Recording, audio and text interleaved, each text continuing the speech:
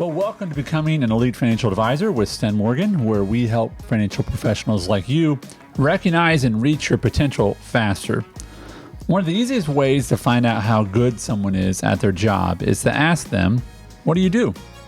If they answer with clarity, confidence, and excitement, then they're likely good at their job. If they lack clarity, confidence, or excitement, then we don't want to do business with them. Today, Sten and I will give you 7 practical things you can do to improve how you answer that question, what do you do? We'll also talk about a resource we've created that will help you build several different answers to the question that you can use in different situations. So here's Sten Morgan. Welcome back to the podcast. I'm excited about this topic today. I think we have a challenge within our office to always get more practical. Yeah. And I don't think you get more practical than what we're going to talk about today. So it's good. Yes. And what's difficult about this is how people who've been in the business a long, long time still can not be great at that. So that's difficult. Before we talk about today's topic, though, I do want to remind folks we're going to be announcing in the coming weeks a live event here at our offices here in the Nashville area. And so stay tuned to that. If you're not on an email list, then you can go to stenmorgan.com and click on the advisors side of that page and sign up there. Also, if you're listening to this podcast or watching on YouTube and you just follow the links in the show notes, then you'll be able to sign up there as well. So you make sure you get invited to that or get open the invite earlier than others. So we love having people come here. It's a really cool area. I wish I could turn the camera around if you're on YouTube and see the view we have. It's a beautiful place. You did a good job. Thanks, bro. You don't take much credit for building the office, but right. someone had to pay for it. So thanks for doing that. So let's dive into this. There's as most of the things we talk about, there's an average way to do this and there's an elite way. And today we're going to talk about the elite way to answer the question, what do you do? And we're going to give you, another thing I think we do well, Sten, is we don't say, here's what the only way you have to do it. Yep. There's different situations require different ways of answering this, different people, how much you know about them or don't know about them. Is it a social situation or is it a friend of a friend? Is it a referral in your office? There's different ways to answer it. So we're going to give you a ton of different ways that are really practical on how to answer that question, what do you do? So what's the industry teacher, what's the maybe just the average way to answer what do you do? I think it's always revolving. When I look back to when I started in the business, I didn't know why we talked about this so much and there was so much strategy around it. And as I've had a lot more experience, it's like, why can I not just answer that really directly? Like, what am I hiding? Like, is there kind of an illusion I'm trying to create when somebody asks me, why don't I just say I'm a financial advisor? Well, because I know, what does that really even mean to the person? And have they had a bad experience? So I sell insurance policies. Well, if we're really confident in what we do and we're excited about it, we should just say it. But in our industry, for some reason, there's this, I think we over strategize around like, how do we get somebody to think we're different? Like, well, if you're different, you'll be able to know how to answer that question differently.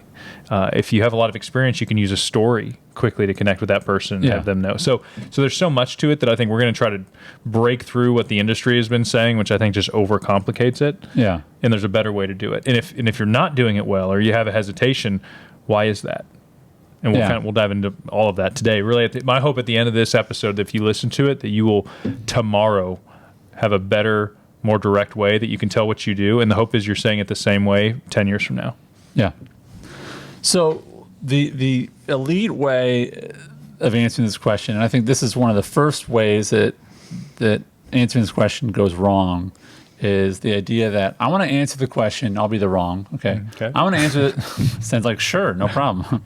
But I'll answer it as the wrong, which is, I want to answer, this is the wrong mentality, is I want as many people as possible to say, ooh, that's interesting. Mm-hmm. Tell me why that's wrong.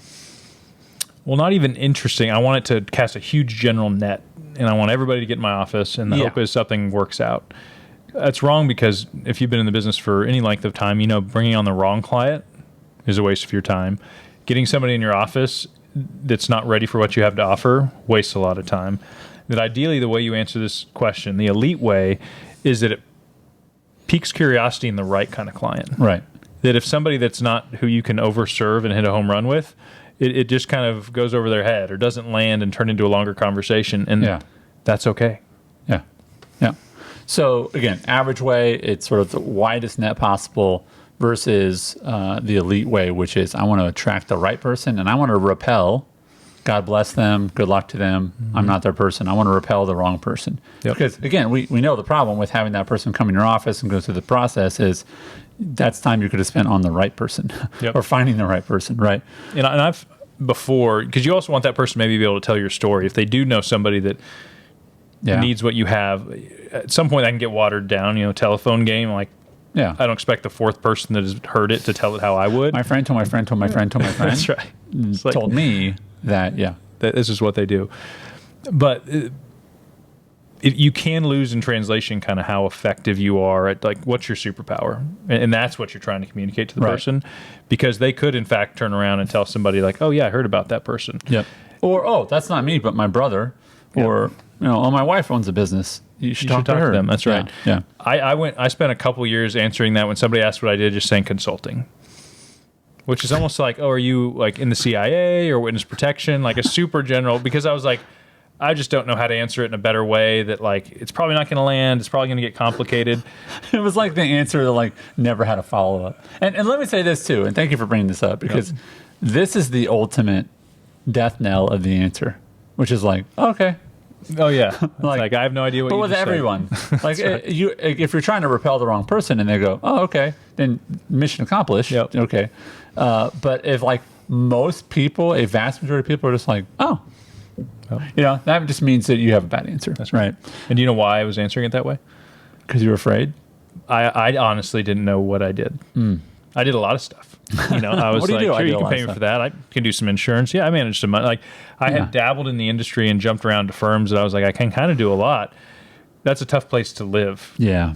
And so I had to break out of that to where now when I answer that, I know exactly who we serve really well. Say it confidently, excited with an example. I mean, all the stuff we're going to walk through today is if you can work up to that, to when somebody sees it, like, man, you must enjoy what you do. Right. And you're probably like, sounds like you're good at it. Yeah. And that's the ultimate goal. Right. So there's two sort of situations as we were planning for today. You reminded me of this, Sten. There are situations where people call it the elevator. I like to call it the sideline. You usually don't have conversations like this in the elevator. In our building, I don't know how tall your building is. Yeah, right. In our building, I just make jokes about the top floors because they have special keys, and I go, I don't have a secret special key, but. I call this a sideline conversation, which is more often not like you're sitting in the bleachers watching your kids play a game or standing on the sideline watching them, play soccer or whatever. And you get in that conversation, the inevitable conversation. We've been seeing each other next to each other long enough. We have to have a conversation. What do you do? Right. And then there's also that conversation when someone has referred someone to you and you're like, Mike told me about you, Sten, but like, what exactly do you do? Like, what do you help people with? And as you had pointed out to me, when you have someone in your office, that's a different conversation than someone on the sideline. But today we're going to help you with all those situations. So first, and we've got 7 of these. The first one is that confidence creates clarity. You can't tell people what you do until you're confident in what you do, which means no hesitation, no buts. I do this, but then I also do this. It's just confidence. So again, if you're struggling with this, that's okay. No judgment. We're here to help. But it's likely that you lack clarity and therefore you lack confidence in your answer. And I think and we'll kind of maybe try to use an example at each step just so you can kind of see how it can evolve or be used. One that's very relevant for legacy is if we're talking to somebody and I know my audience and they're a business owner, I'm like, we help business owners pay less money in taxes. Boom. Oh, that's interesting. You understand how I'll tell somebody like for most of the industry, advisors only get paid if they sell things. That's not wrong, but our firm's different. We're vendors of great ideas. Business owners come to us because they want to pay less taxes, make better choices. They don't want to regret someday that they could have paid less taxes if they would have known something different. Boom.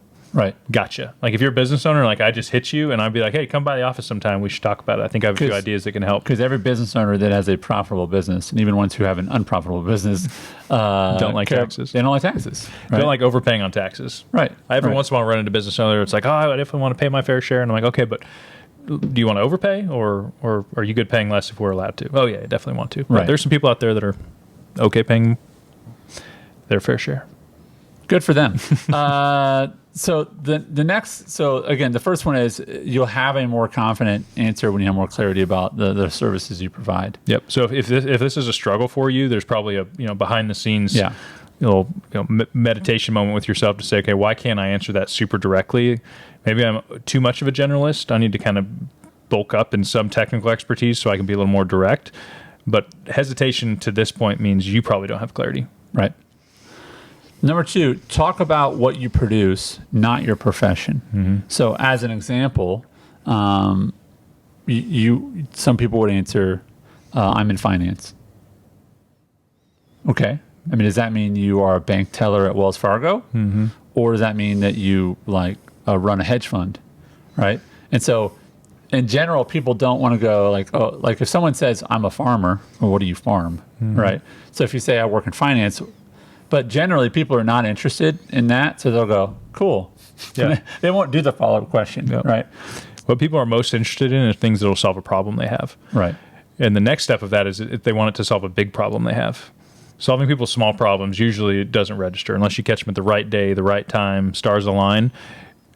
Is this potentially a big problem for this person? And if I have an expertise to solve it confidently and efficiently and profitably as a business owner, then I'm going to lean into it. If it doesn't go through that filter and it doesn't land for them, mission accomplished too. Yeah. So think about this. You sort of want to be the opposite of like your tax forms, which is like, what is your profession? You know what I mean? You want to be more about like, what problem do you solve for people? Talk about the outcome that you create for people instead of, oh, this is the box I check on my form. Yep. Right. So an example of that in this section might be, I work with business owners. Most advisors have to sell things to make money. Business owners pay us a tax-deductible fee to consult with their business to help them pay less money in taxes. A relevant example of that is cost segregation if you own your own building. Oh, what is that? So I just went into like, here's what we do specifically for a specific audience, and here's an example of an outcome we got. Right. I mean, that you're just hitting. It's a story. You're hitting all that. I would submit you even went a little deeper than you needed to, because I think when you just say that we help in the area of taxes, like there's an understanding there of based upon different strategies. I think a basic understanding that some people probably overpay on taxes. I remember it's probably 20 years ago. I got this tax penalty letter in the mail that I had underpaid, and in fact, a few years later, I realized I hadn't. Like it was the IRS had made a mistake. And I do that a lot, yeah. Right? Yeah. So the idea that like taxes are sort of fluid versus like when you buy a candy bar and like it's an 8% tax, like it's not like that. It's like, no, there's some fluidity there. That's right. And so again, you want to talk about what you produce for people. The outcome is I help people do this. I help business owners do this versus I'm in finance. That's right. Right. Say who you want to work with is number 3, is try to include in there who your ideal client is. So I think that some of our advisors who work with EAN, I've heard them say, we work with high net worth individuals, or we work with families that, right? Yep. We work with business owners that. Yep. We work with dentists that. I mean, some people are that specific, right? Yep. High net worth is tough because it's like, what does that mean? Oh, we're going to get into that. But yeah. We'll be specific where we can on those approaches. But I think say who you work with. I think this evolves also with the stages we talk about. A rookie is, I'll work with anybody. Yeah. I'm just trying to help and learn. You know, when you get to stable, it evolves. As soon as you get to kind of comfortable, even close to thriving, you should know. Like, these are the people I want to work with, that I enjoy working with. It's less about I need the money now, more about I enjoy my job and I work with people that I enjoy working with. Yeah. So that answer will evolve. But the sooner you can be specific about the value add, you may not have to use a profession, but like, this is a specific problem I solve really well. That's going to help you get more of the right clients. So I'm thinking of some folks in our network that they say, I work, and I'm thinking one person that says, I work with individuals that have, $10 million in investable assets. And they say that like without hesitation, because what they do really well is manage money. And like, they're like, that's their jam. Yep. Right.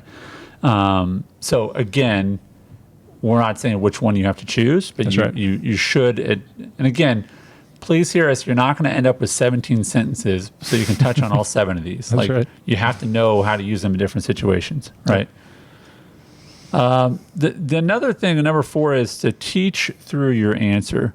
So an example is, like Sten said, I help business owners minimize their taxes through creative ideas. And they're going to go, creative ideas. Like, that's where they're going to go. That's a little vague. That's right. And if I have any interest whatsoever, whether I know a business owner or I am a business owner, if you said that to me, I would go, like what? Right? You sort of dangle a little bit out there, like what? Right? Yep. And that's where you can then teach something. That's right. And you don't know yet. You haven't. This person didn't fill a fact finder out on the sideline of the football game. Like, you don't have all the information you need to be super specific with your feedback. But what you could say is, for example, I was working with a business owner last week, and he thought he was filing his taxes right for the last 5 years. We found a couple things to change, and saved him X percent in his taxes. Like, it's a story. It's very specific. And here's an idea. I'm not saying it's an idea for you. QBI was a big one for a while. Qualified business income deduction. I would just say, there's just different tax law now that business owners, if they file their income right, can take 20% off the top. Oh, I haven't even heard about that. Right. They may be using it, but it was enough to pique their interest. It was a specific idea for a business owner. And it doesn't sound, a few things is you don't want to use super technical language. Mm-hmm. I mean, the QBI even saying, basically take 20% off the top, right? That's right. I mean, like, that's what that's about. Mm-hmm. With the QBI and quality. You don't want to start getting into sort of the vernacular of the business, because then people are like, you lost me, right? But again, I think it's a combination of teaching and also, talking about the outcome. Oh, we helped someone do this, Again, it doesn't have to relate necessarily directly to that person. Mm-hmm. It might be, my sister-in-law does, you should talk to her. That's right. Great, I'd love to, right? Okay. And you don't want to overplay your hand here. There are some scripts out there I've seen about like life insurance products where it's like, it's what the billionaires do. Be your own bank. Be rich forever. Don't try to be kind of like fantastical about it. Tell me more about this. I've been in rooms or around advisors where when they pitch themselves, it makes it sound like this is a secret and you have to come to me for this secret. And once you know it, you'll be a billionaire. Like, you can present it in such a way where it almost comes across as like, okay, this feels weird. Too good to be true. Yeah, It's not like generous, free-flowing expertise from somebody that's like, hey, if I can help you, great. That's the energy you want to give off, is like, I don't need you right now. I'm not trying to trap you in the elevator or on the sideline. Like, how do we avoid the salesy thing? Because that people's gut picks up on that. Yeah. To where they're just left thinking like, oh, that's really interesting. I wonder, I need to follow up with him or her. Versus like, no, that just didn't feel right. Yeah. And this is nuanced, but I think that we have this sixth sense, if you will, of when someone is sort of trying to reel us in. Mm-hmm. You know what I mean? It's like, I'm not going to give you the thing. Right. But look at all this. It's like I'm shiny. Like, not taking that bait. Yeah. And I'm like, well, gotta go just because I don't want to be here. Why? Because I don't want to be standing next to you. Right. No, the game is just not even over. Well, it is now. I'm hungry, even though I have food in my hand. That's right. All right. So this is one of my favorites. This is number 5. Mm-hmm. Answer with a question that clarifies their need and an understanding of the problem you solve. So an example of this might be, well, what do you do? And then you would respond, well, you know how every legal business has to pay taxes, right? Yeah. Well, I work with business owners to help them minimize their taxes. And I do it, obviously, in a legal way, but we just try to minimize their tax responsibility. Yep. So if they go, no, I didn't know businesses pay taxes, you'd be like, well, obviously, you're not my target, right? Yep. But you can answer it in such a way that you ask them a clarifying question. And if they say, no, I don't know what that means, then you could either explain it a little bit and they go, oh, okay, yeah, I get you. Yeah. Go ahead. Yeah, my sister-in-law has a, how would you help her? Yep. Well, then we do this, right? So again, I like the question back because it adds an opportunity to engage them in a conversation versus just, because again, what we're trying to avoid is the cool and then crickets. Yep. What do you do? This. Cool. And then nothing. That's right. You want to have a conversation. Yep. I just think about the scene from Dumb and Dumber where he comes out of the gas station and he looks at the guys. He's like, big gulps. Big gulps, huh? Nope. See you later.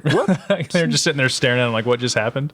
One of the greatest movies of all so time. Good. One I like to use, we wrote that book we released last year, Wish I Knew That Sooner. Yeah. Is I'll say to somebody, like, have you ever had that feeling that, like, there's a better way to do it?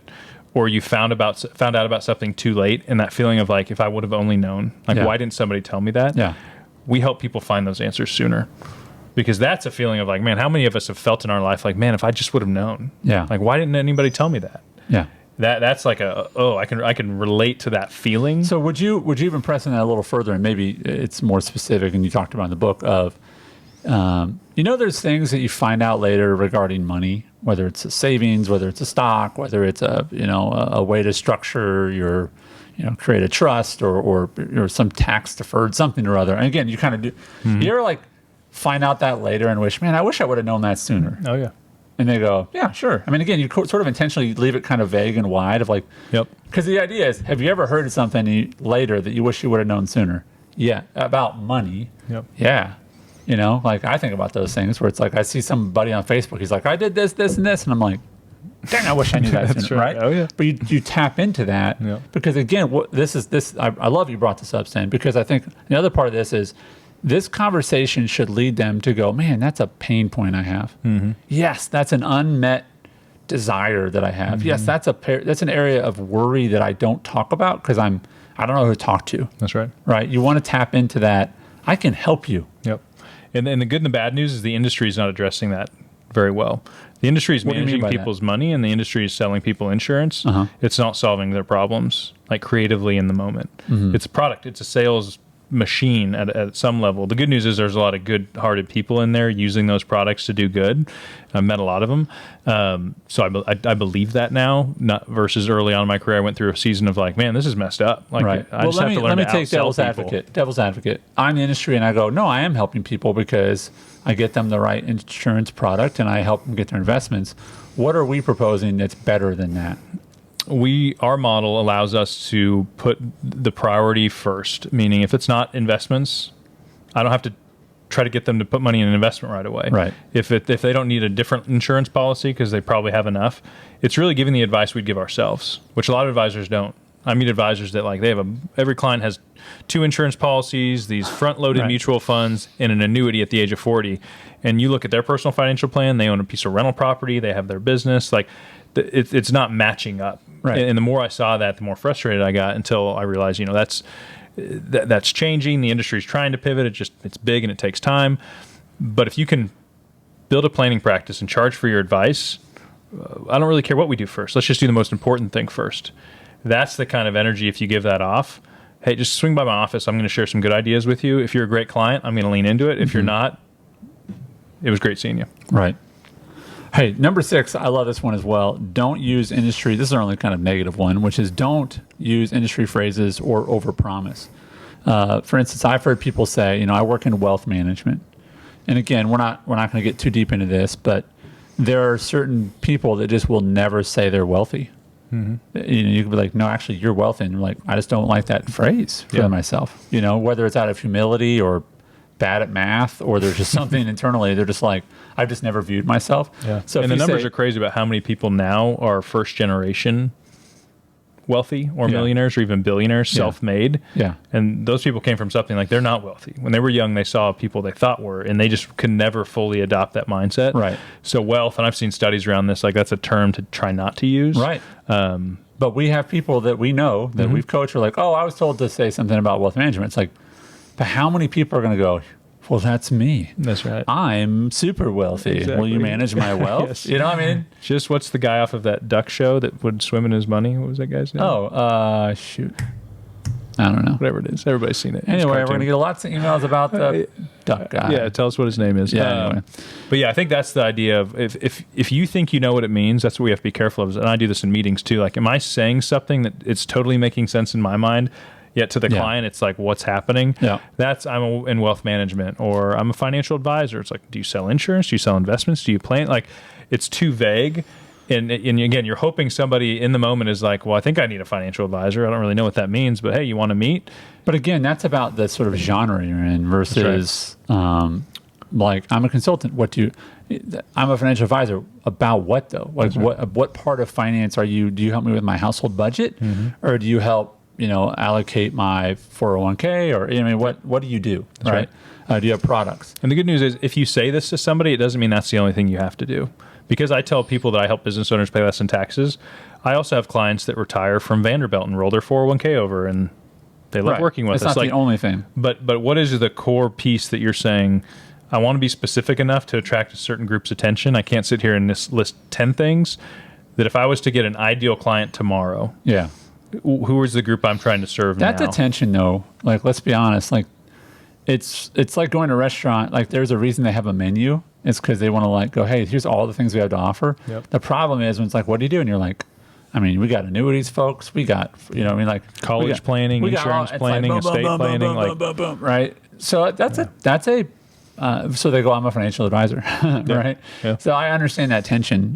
That's very real. Yep. I even think phrases like small businesses, like what is a small business? Like some people would go, oh, that's not me. It's just me and two other people. Well, actually, that's exactly you. Right. Or they go, oh, I got 50 people. That's not me. Well, actually, that is you, right? So even that phrase, retirement income planner, it's if someone is really close to retirement, maybe they're interested in that. If they're 10, 15, 20 years out, they might go, then I don't need you for a while. That's right. You know, so you just have to make sure you're not using phrases that sort of people can dismiss easily. Yep, that's good.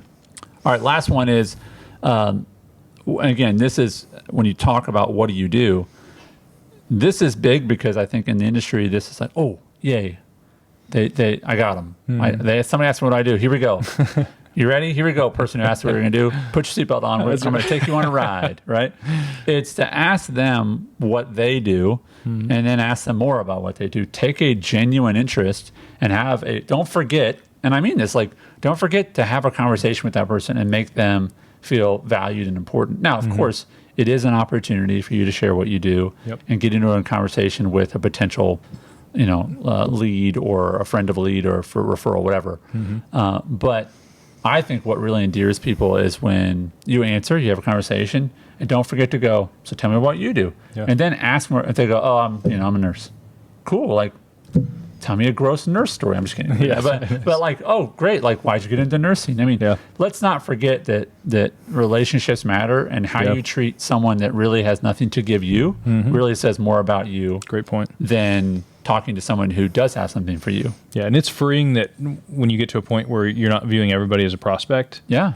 Because then you go to things. That's probably why I use consulting, because I was like, I just don't want to go to my Bible study at church or this gathering and kind of like I did for years, be like, hey, who's here? Like, I'm going to try to, can I get a card and a meeting out of it? Like, I have compassion for that younger version of myself that felt that anxiety. God bless you, rookies. I know. But as soon as I was able to get to a point where I'm like, okay, I'm here, like, I leaned more into getting referrals from a professional standpoint from COIs. I was more comfortable in that. I know advisors that can just go to an event, a social gathering, and people just want to hang out with them, and people are like, let's go play golf, and then they have lunch with them, and they get to know them really well, and they build this friendship in a month. And I'm like, dude, that's just not me naturally. And so I think that's a great point about, like, connect with people. If something's there, make sure you don't keep yourself a mystery. If they ask you a question, answer it truthfully and directly. But yeah, show interest in them, and the goal is not everybody's a prospect, but there are people out there that need your help. Yeah. And you want to find the right ones. And if the worst thing that happens is that you learn about someone else and you affirm what they do for a living, and they go, oh, that Sten guy's a really nice guy. I don't necessarily 100% understand what he does, but I just know that, like, he's in finance something and he's a really nice guy. Like, plant that seed. Who knows where? And if nothing happens, then you're just a great person. That's right. And that's not a bad outcome either. Yep. Well, Sten, I trust that has been practical. I want to remind folks that we are going to have a resource for them. So what's your answer going to be when someone asks you, what do you do? We do hope that today's episode will help you be more confident, more clear, and in return will help you attract the right clients. So we've created a resource on how to answer what do you do. You can go to stenmorgan.com/what do you do. That's stenmorgan.com/what do you do. And we want to end today by thanking you if you've left a rating or review of our show recently. And if you're listening on an Apple device, then go to the podcast app and leave a review there. As always, thank you for listening. Thank you for sharing this with other advisors who it can help. We have seen our downloads grow almost double in the last month, so we know that you're sharing it. We've gotten a lot more feedback recently. So thank you so much for sharing this show with others. As always, we appreciate you.